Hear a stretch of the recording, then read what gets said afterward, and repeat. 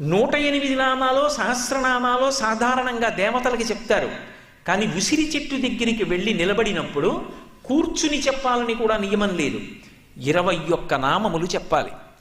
ధాత్రీ నమః, కాంత్యై నమః, శాంత్యై నమః, మేధాయై నమః, కళ్యాణ్యై నమః, విష్ణుపత్న్యై నమః, మహాలక్ష్మ్యై నమః, ప్రకృత్యై నమః, కమలాయై నమః, రమాయై నమః, అభ్యసంభవాయై నమః, పద్మసంభవాయై నమః, సావిత్ర్యై నమః, గాయత్ర్యై నమః, విశ్వరూపాయై నమః, సుధృత్యై నమః.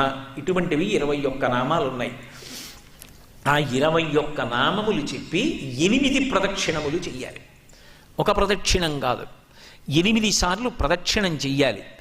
కార్తీక మాసం మొత్తం మీద ఒక్కసారైనా నువ్వు ఉసిరి చెట్టుకి 8 దీపములుంచు అన్నారు.